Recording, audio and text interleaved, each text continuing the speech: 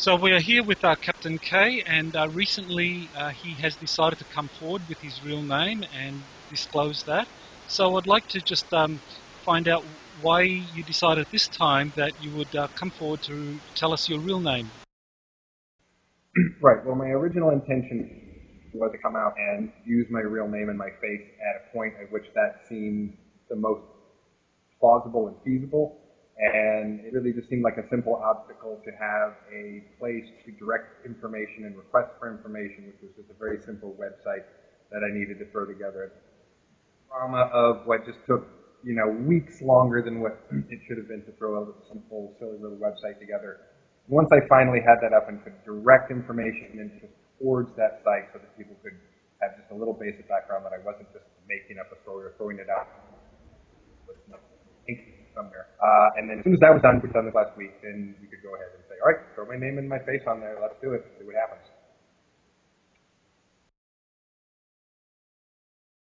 Can you explain how you received your authorization to go public with your initial witness testimony by your former military superiors in your chain of command?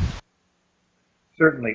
Just about a year ago, excuse me, I was contacted by a former commanding officer of mine who contacted me with a superior of his, a brigadier general, and we had the discussion about how I felt about coming forward. And after some debate and discussion, I felt that I had been briefed sufficiently on questions that I needed to have answered before I agreed to something like that, and they were also very clear that it wasn't like an order or something that I had to do, but it was something that I had, could very much be my choice to do. But I feel that the brief on that subject made me feel like it was worth the risk of whatever it is to myself to do this, because I feel that there are far greater risks to national and global security than my life is worth. So I'm perfectly happy, if necessary, to sacrifice my life. Because I'm a Marine, that's what we do. If it's necessary, sacrifice my life for my country, my people, my planet. I don't hope that that's like the goal. I'm not suicidal here, but I feel that there's enough reason why we have to really sort of take action on all of this and get some attention to the exopolitical issue, because without it, we're just going to continue to head down towards a path of really dangerous war-like resource competition and overpopulation problems, pollution problems, and just every other problem that is solvable with the technologies that we have in these covert programs. But as long as we ignore the fact that we have technologies that the technologies don't seem that they want to share for some reason, then we're looking at a doom track, and that's not pleasant. So if something isn't done, we're in trouble. So I'm willing to just be what I was trained to be, which is a person who's willing to sacrifice himself and his own interests for a higher good. I realize that putting my name and my face to this is costing me everything, but that's what I'm doing because I think it's the right thing to do, period. Okay, so you identified in an interview with Eve Logan that your commanding officer during Project Moonshadow was a Colonel Jameson. Can you describe the training you had under him, and is he still serving in the military? I'm sorry, I'm having a little trouble hearing you, Michael. Can you repeat that question, please? Okay. You've identified in an interview with Eve Logan that your commanding officer during Project Moonshadow was a Colonel Jameson. Can you describe your training under him, and is he still serving or retired? Yes, no. Colonel Jameson is the officer that I mentioned when I say I was approached by a former commanding officer of mine. That was Colonel Jameson, and Colonel Jameson put me in contact with Colonel Jameson. So Colonel Jameson is still active and still doing what he's doing, and in the position of authority that in the command of the United States Marine Corps Special Section that he is. I don't know too much about his job still, other than that. Being the overseer of the program that brought me, that he is still the person who is in the command structure to still communicate with me and either issue instructions or suggest increased communication, that I don't take orders from anybody anymore after everything's been. But that if I am going to do anything that they'd like me to help with, they have to communicate in a clear way, and they really like you and hear the reasons why I feel with those why I will certainly But nobody gives me orders. So, but he is the person who communicates what. He is the person who communicates with me on things that I feel that I need to know, briefings that I need to know, things that I ask. He can request for me, or any information that he has to pass. So when whatever the decision in the upper ups was being made that the situation was getting dire enough that they needed to ask somebody to step forward and tell this version of the story, then, you know, that they, for whatever reason, they decided that was going to be me, or they picked me, or I don't even know if there was a list of people that they were asking, picking. They all said no, and then they got to me and I said, yes, I have no idea, but for whatever reason, you know, I got there, asked me, and I said, Okay. Can I just ask, you know, during your answers, if you can speak up? I'm just having a bit of a problem hearing you. I'm just wanting to make sure the listeners can pick up everything you're saying. So what do you know of a Brigadier General Smythe, and why did Colonel Jamison recently put you in touch with him? Well, as Colonel Jamison explained to me, Brigadier General Smythe is in his chain of command, and Brigadier General Smythe, I believe, answers to other higher-ups, other generals in the United States Marine Corps Special Section, who supposedly have this relationship with MJ-12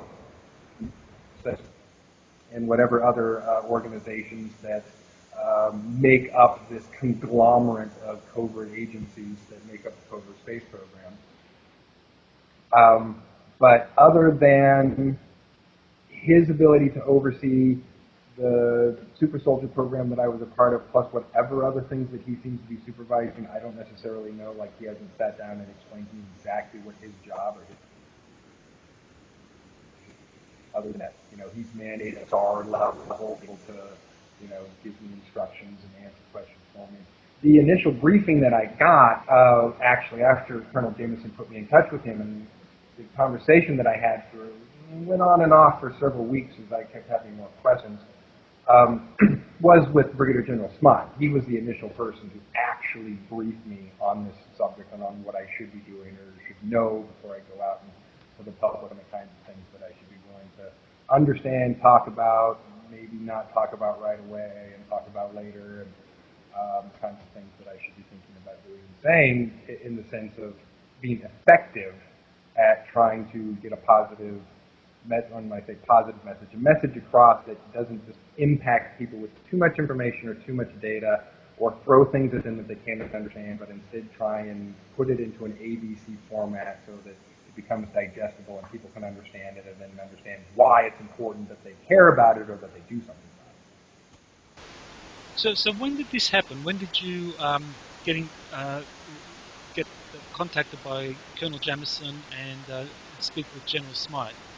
This would have been about the middle of last August, just under a year ago. Okay. And was your conversation basically about your service under them in Project Moonshadow, or was it during your service with the Mars Defense Force or Earth Defense Force?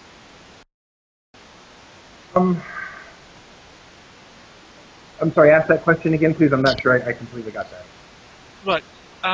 When they gave you authorization to go public, was that authorization regarding your service or experiences during Project Moonshadow, or was it about the Earth Defense Force and Mars Defense Force?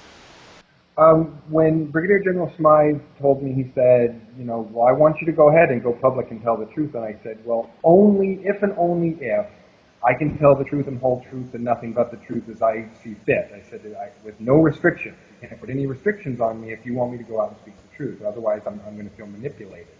And he said, absolutely. Tell the whole truth as you see fit. So I feel that with that liberty that I was given, that there's a sincerity on their part to deliver accurate information to the appropriate individuals and to the otherwise, I don't think they would have given me full campaign disclose as I see fit. But did either one of them explicitly talk about your service with the Mars Defense Force or Earth Defense Force? Oh, certainly. Certainly, yeah. I mean, I certainly had questions, and I certainly complained and bitched about a few things, and there was a lot of feedback that I got from them that I felt, helped me understand things better, certainly. Yeah. Well, that's quite amazing, because essentially that's corroboration for probably the most controversial part of your testimony, because I think most people would find the what you described about Earth Defence Force, your service there, and then time regression or age regression, the most difficult part of the testimony to accept. But here you have confirmation in a way that this actually happened by two military officers. It was huge for me personally, to get that personal validation. There was certainly no record, that they were going to give me, and they were explaining how to go about. This was sometime after I'd been in the process of trying to go after my paper record, and they were certainly saying, look, you don't have to give up, on trying to pursue paper records, because anything that you can do to obtain paperwork will only help your validate what you're hearing. But they were pretty clear that there was nothing they could do or provide from their position, that their hands were tied from where they were at, and they needed to request that I do certain things on my own and get the people that I need to support to help to do other things that needed to happen, and that they would provide the sort of logistical support and information as we went along in the process. So there's a lot of complexity to certainly what they can and cannot do. But no, it was huge for me for them to say, to at least say, hey, we're sorry. Like I felt like at least for someone to say, sorry we put you through that ringer, and sorry you had to go through all this, but we're hoping it wasn't for nothing, and that there's purpose behind it, and we're hoping that this worked out well. And it seems that the memory shell broke off right. They were like, that worked correctly like it was supposed to. That would give me the confirmation that this was an intentional thing, that the memory shell would break away and I would regain my full memories of the entire experience. As shocking as that would be, or as it was. And so they seemed to think that everything was going just fine and everything had gone as it was planned to go, and that if I accepted this next part to do this, then hopefully things wouldn't go badly, quote unquote, so be sort of vague about negative consequences of the not dealing with these issues could be, but hoping that without some kind of nudge that really comes from the deep heart, so running around the outside and trying to figure out, who's got what, or what's it S for, or, is it one of our old UFOs, or an ARV, or a new ETV? I mean, there's just a lot of people asking questions, conspiratorial things, and running around the bush without understanding that the central issue is the Mars program, and is the Earth Defense Force, and is that multilateral program. Because that's where that's what's behind the layers. People get that, the breakaway civilization, as Richard Bowen likes to call it. And if people don't understand that, they don't understand that division, they don't understand that separation, they don't understand some of the structure of how it works. I mean, there's no way that they can put any kind of a face or an understanding to it. So hopefully I can try and offer what I know and understand, and give it some structure and understanding, and people can work with that, and can give them something to work with in their minds that they can visualize and sort of go, oh, okay, why that's messed up.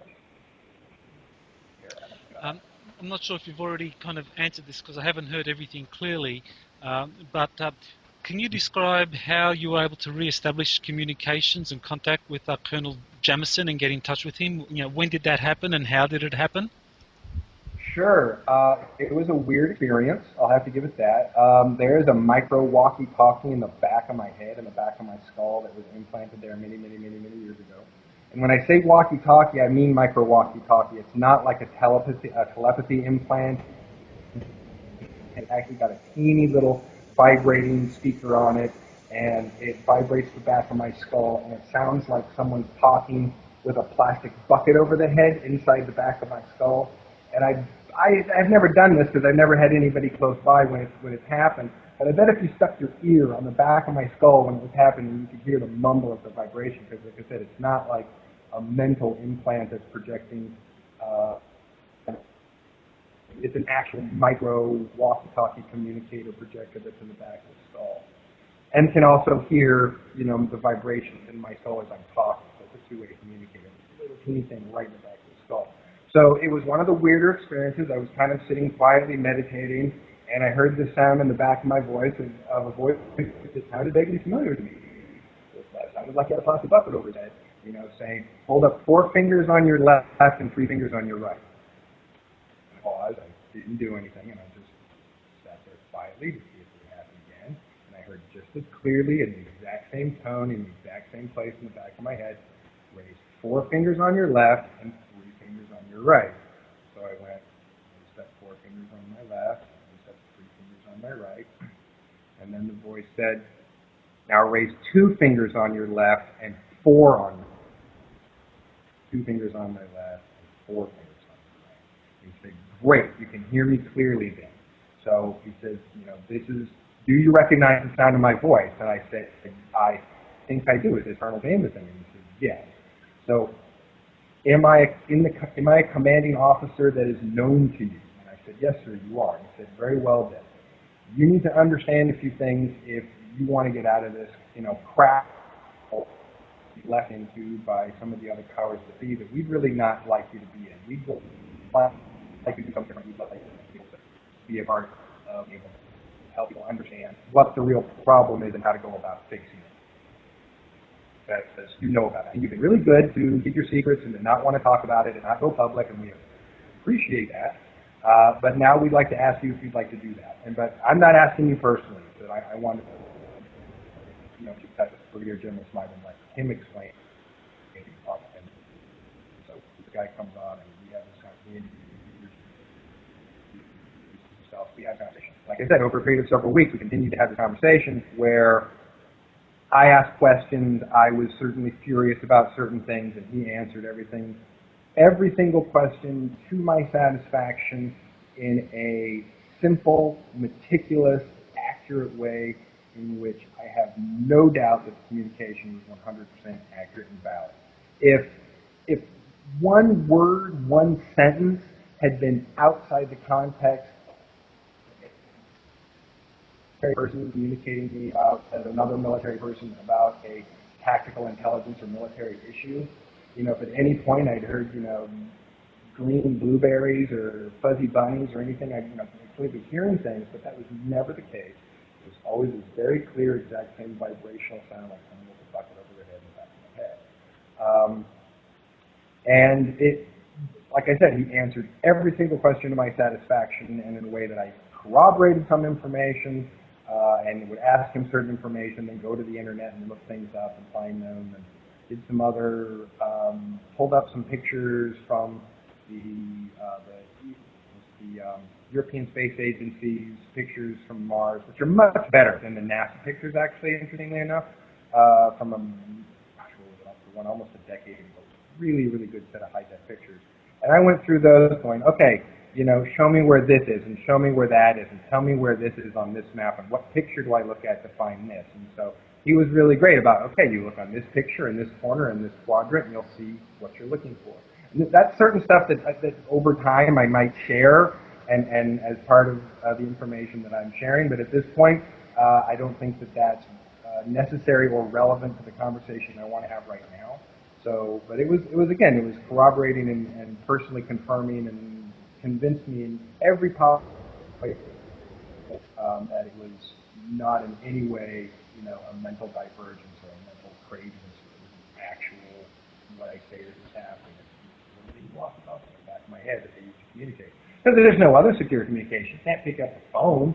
Can't use a computer. We know that none of that information is secure at all. So if you don't have your own closed circuit communication system, there's no such thing as private communication anymore. So it makes perfect sense to me that they would install it. So to date, all of the communications that you have had with Colonel Smythe, General Smythe and the Colonel Jamison have been through this implant through the back of your head, where you can have voice communication with them, and am I correct that they can actually see you? I mean. Oh yeah, absolutely. Yeah. I mean, they can see through the ocular implant in the back of my eye, and they can hear through the other audible implants. I mean, there's enough implants that I'm basically like a walking, talking microphone and camera to them. So. Right. Now, they were able to point you to some photos on the European Space Agency website that actually had sites that you recognized, possibly that. Now, is that something you can share publicly? Because, I mean, that would be important corroboration. Not at this time. Because it was one of those things I didn't actually information. I didn't write it down. I could go back and I could find them again. But it was something that was really, I was doing just for my personal edification at the moment, and I wasn't even thinking ahead that it was something that I was going to share with people later. But I can go back and look at them again and track them down, and it's something that I can share later. But at this time, again, at this time, I'm not sure that it's the most relevant thing to talk about, but I can totally track them down. Right, okay, but essentially in those photos, the European Space Agency, you could clearly see, like for example, some of the Earth colonies or your former base on Mars Defense Force.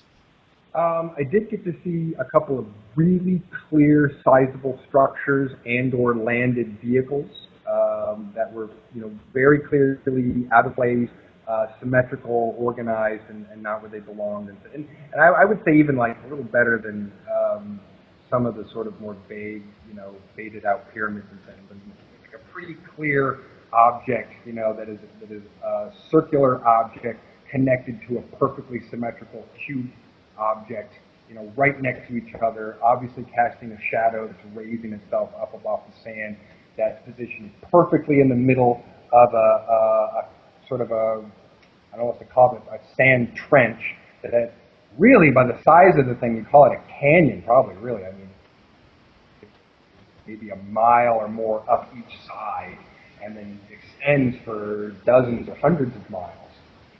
And the object in the bottom thing has got to be, massive. It's got to be, quarter to a half a mile wide or something like that. It's massive, and you can see it. And there's some other interesting things up north, as far as, like, I know that there's some bases up north that there were some peculiar sort of like roads and platforms and things that indicated that there was some surface development there that indicated that was what was going on there. Most of the settlements, though, are cloaked.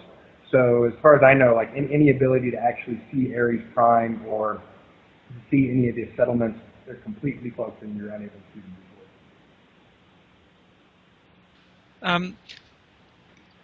Is there, well, put it this way, can you give more information about Colonel Jamison or General Smythe in terms of being able to confirm that they are actually serving military officers with the Marine Corps, even though I understand that they're part of a covert branch? Is that possible? I doubt it, just because my understanding, one of the things I've been getting briefed on is a history of United States Marine Corps Special Section, because I'm realizing that people are having questions about that, because I have questions about that, but questions that I don't necessarily ask too many times, because to me it just is, and I've seen the Special Section, Special Code, so I've asked for a little clarification on the origination of the United States Marine Corps Special Section. And what they told me is that in the early days, and I'm going to have to do some research on this, really, I think, but in the early days, they said in the early 50s, they were mostly recruiting from the cadre of officers from Navy and Marine Corps. And that was until they could establish their own private officer academy, which was sometime in the mid to late 50s. And when they established their own private officer academy, they no longer took officers from the other branches or from the regular Navy or Marine Corps, except in special cases, I think, in order to try and create a real layer of separation between two branches, because they felt that was the most secure thing to do, as well as not just for secrets going that way, but also to really try and keep Special Section from being corrupted by anything outside of it. And that would involve having a very specific indoctrination for their officer corps and a very specific indoctrination for their enlisted personnel. When I say indoctrination, I mean Marine indoctrination, which is very disciplined and very ethical and very oath and duty driven and very teammate driven, where we all go home or nobody goes home. That we all save the ship or we all sink on the ship. So that kind of, when I say indoctrination, I mean what the soldier military class in this country would call a positive military modeling, as opposed to a negative authoritarian or neo-fascist military model. Okay. Well, I have some questions based on your earlier testimony that has been raised by people who have contacted me and some of my own, so I'd just like to address some of those. So firstly, did you ever come across a jump room used to transport people back and forth between the Earth and Mars or the Moon? No, but I'm sure that they existed. The jump rooms that we had eventually, when the technology came to us, was for localized travel on Mars. It was never for us to go anywhere, anything farther, and most of us never had to deal with any kind of transportation of personnel or material back and forth from the Moon or Mars. But just because we had the technology, I would absolutely imagine that they were using that technology to transport people and material back from Mars to Earth and back and forth and to the Moon and so forth. Once the wormhole technology or the teleportation technology was really locked down, and by the time I think that we had it, that would mean that everybody else who could utilize it would have it. So when do you think the jump room technology probably would have started to be used? That's a hard question. I could say we started to use it in, I would say, about the mid-90s for us within our time frame. So I would say that the technology existed for other people before that. Certainly was in test and being developed way before that, before it was ever frontline military technology. But I don't know the date. I could certainly look into it and ask if you want me to ask the question, but I don't know personally yet. Sure, sure.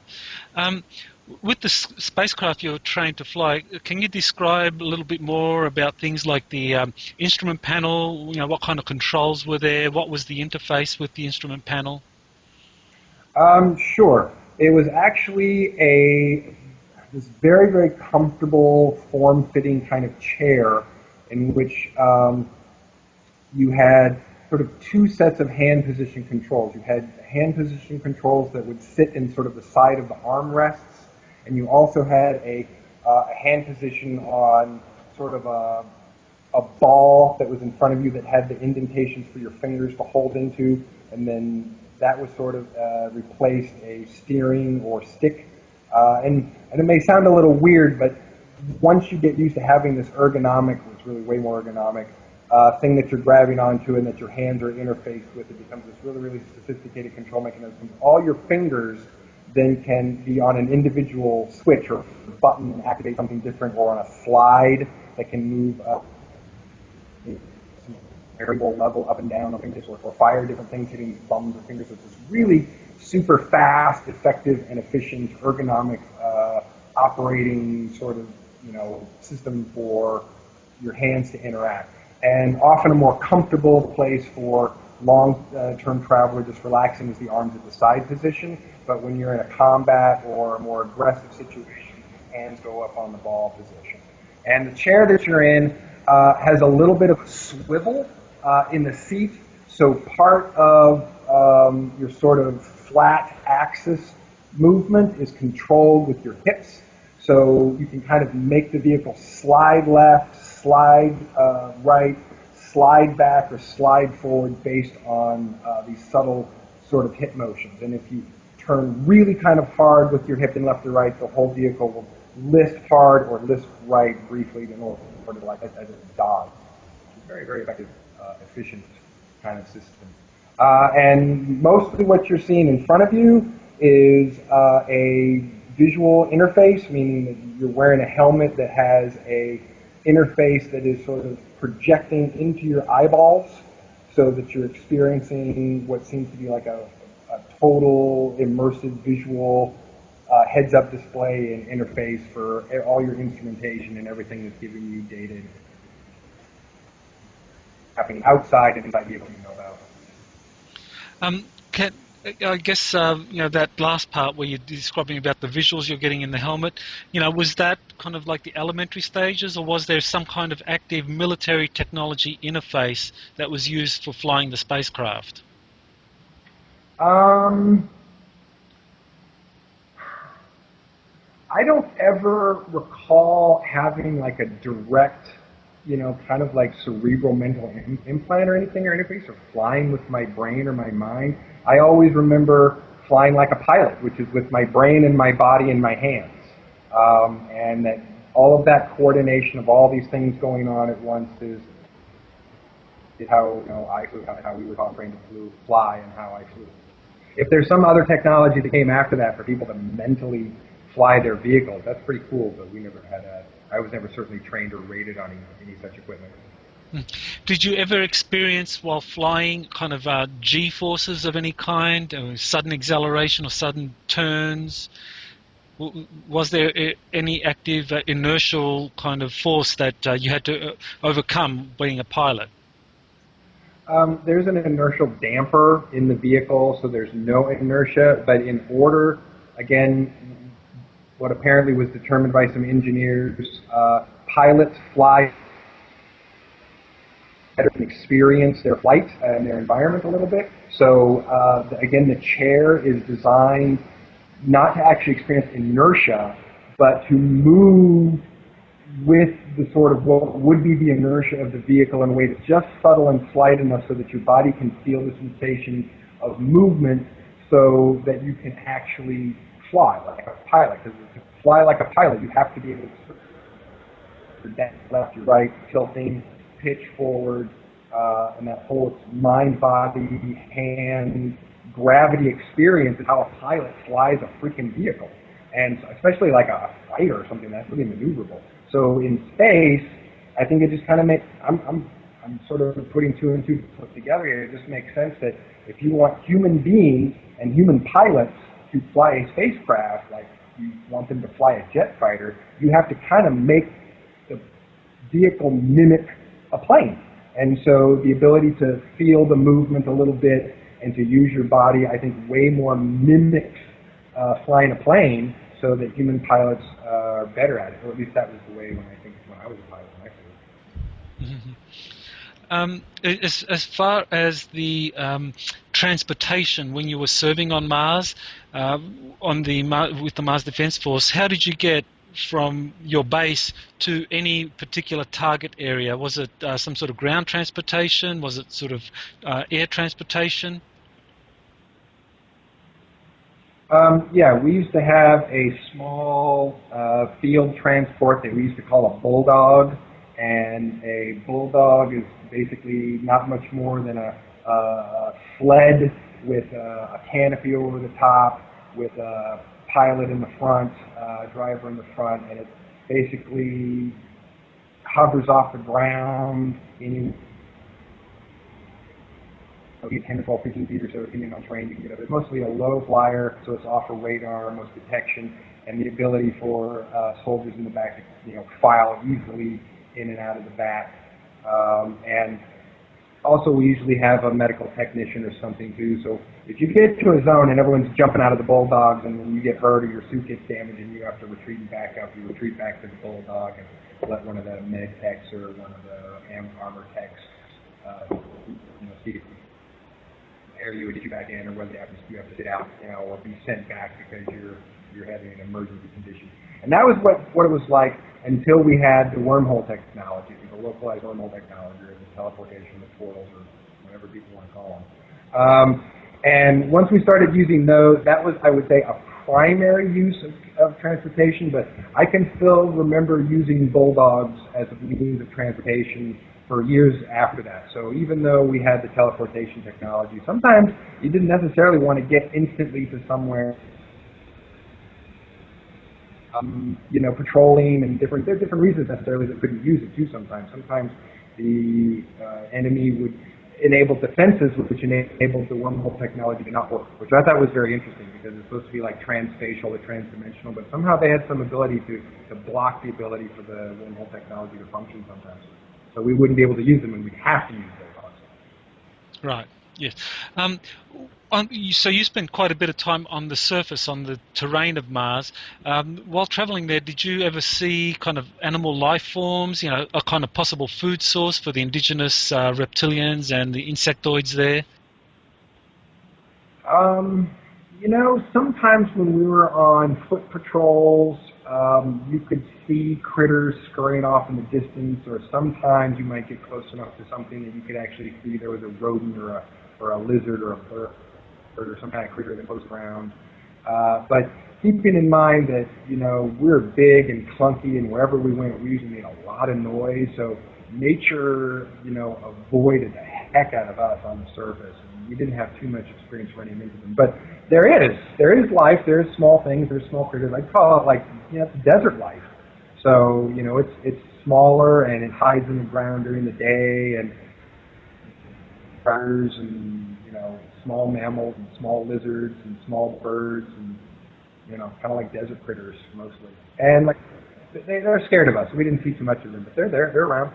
So you saw birds. You actually saw things flying around. Yeah, little birds, like maybe, you know, no bigger than like swallows, sparrows, you know, little tiny, you know, bird size. Nothing big like a predatory bird or bird of prey or or anything.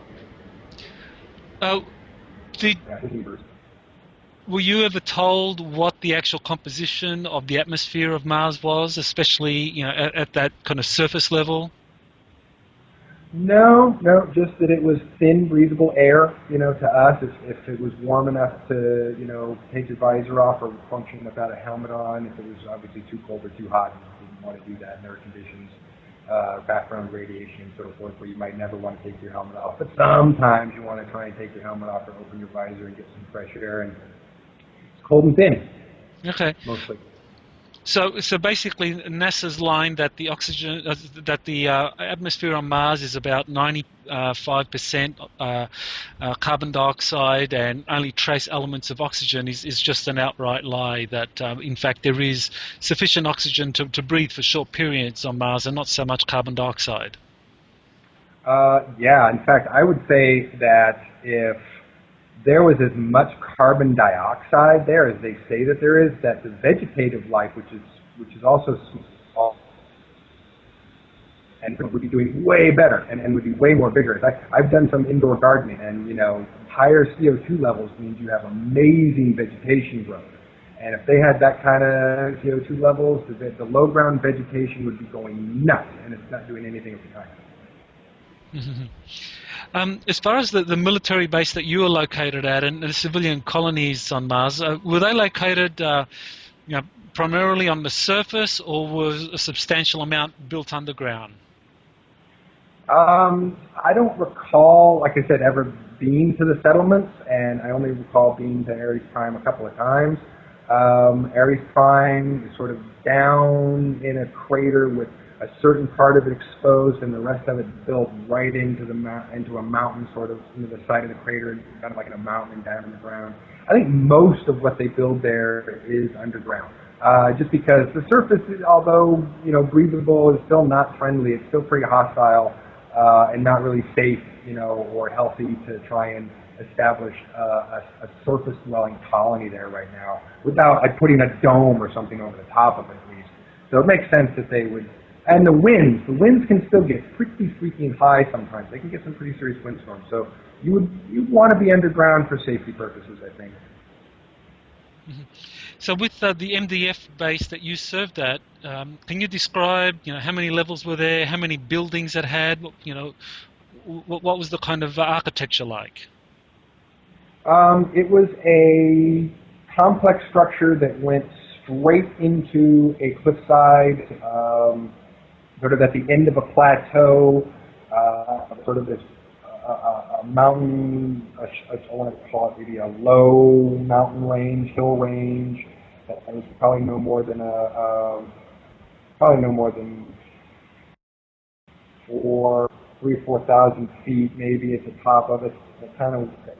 The ridge ended down one edge, and we had these big doors in the side of this mountain that went into the motor pool or the hangar bay, and then from there you had a series of slide walks that went past the administrative and the medical section, and then there was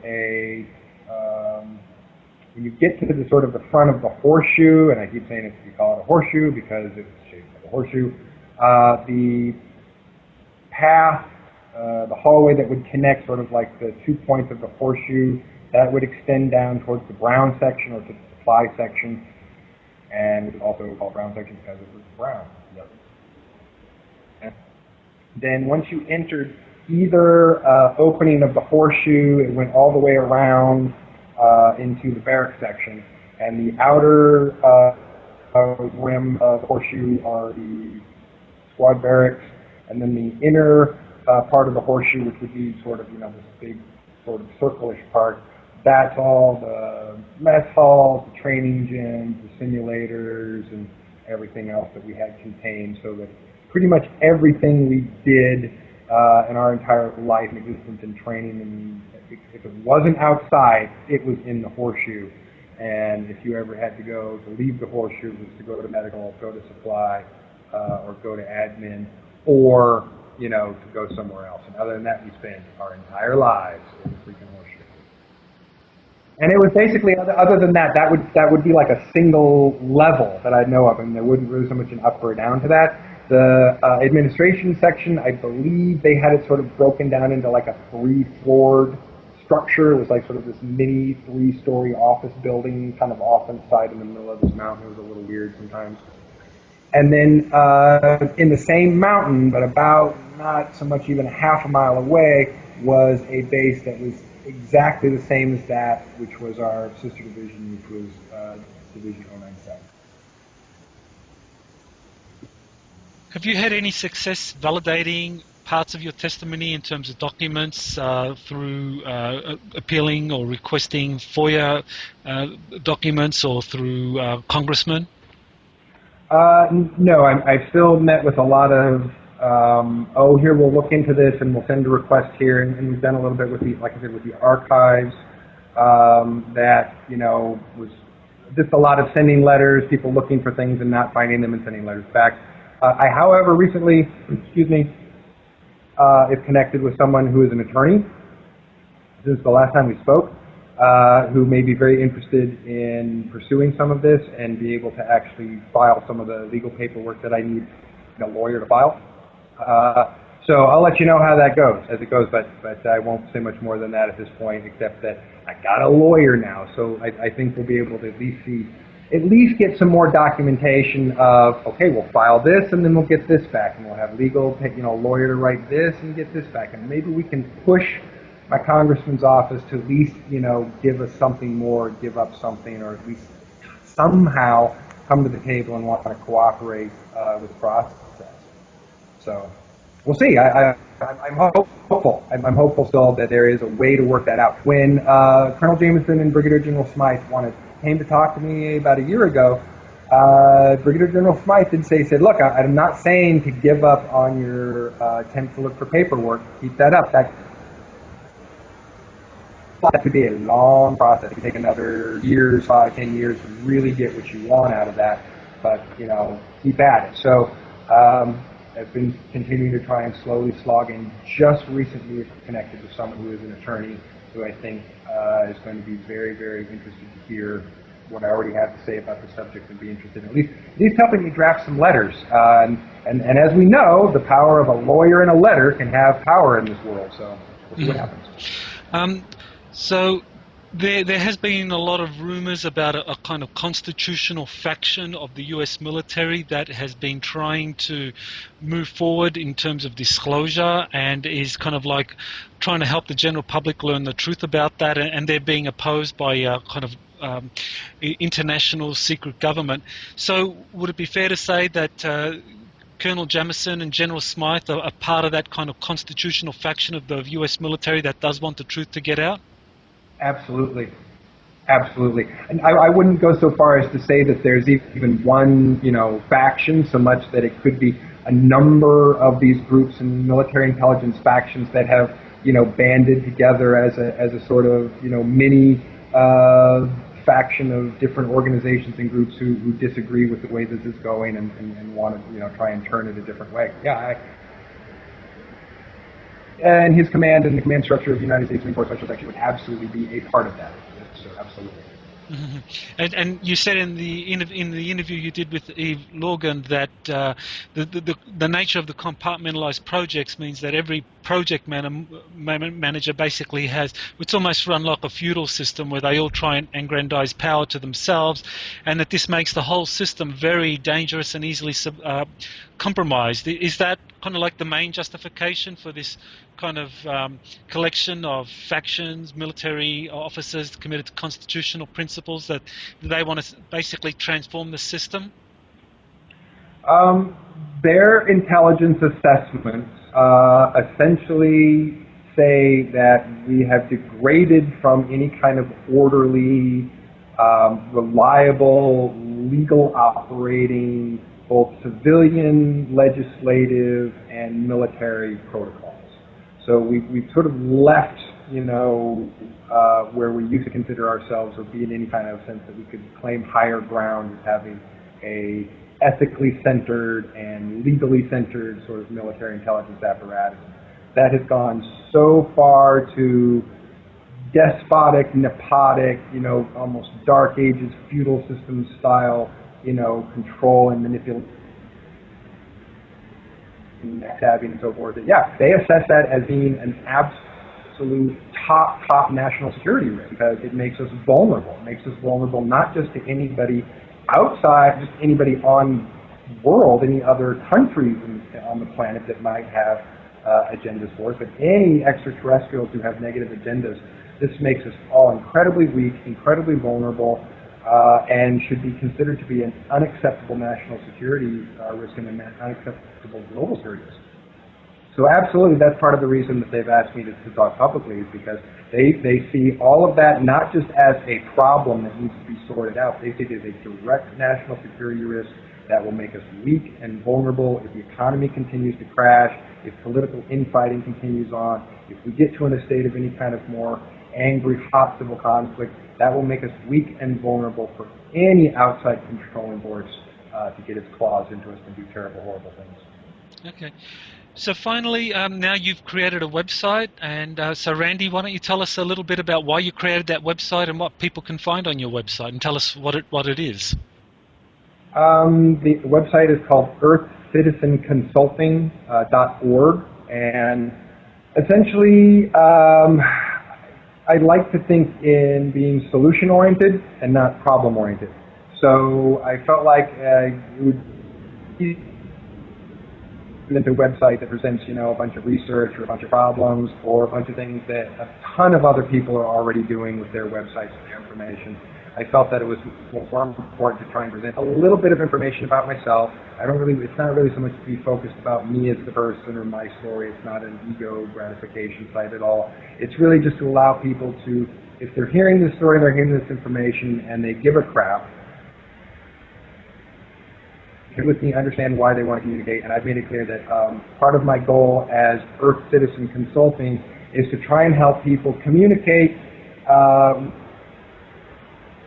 with themselves, with each other, with extraterrestrials, with people in covert programs in order to try and get positive solution-oriented action taken and positive solution-oriented things done that can help either transition from older, bad, unclean technologies to something new, or old math and old algorithms to something new and better and different and more sustainable, so that we can all, make the little adjustments that have to be made in the global problems in order to move into the transition of the future. Otherwise, we're just going to keep screaming about oil and using bad math and playing bad economic games and using austerity to choke off, the lifeblood of a civilization instead of making sure that, everybody, these problems are being addressed, because we really can. It's just ridiculous to think that somehow we're still living in the 1950s and we don't have all the answers and we don't have all the information, we don't have enough money and we don't have enough technology and we just don't know. It's bullcrap. We have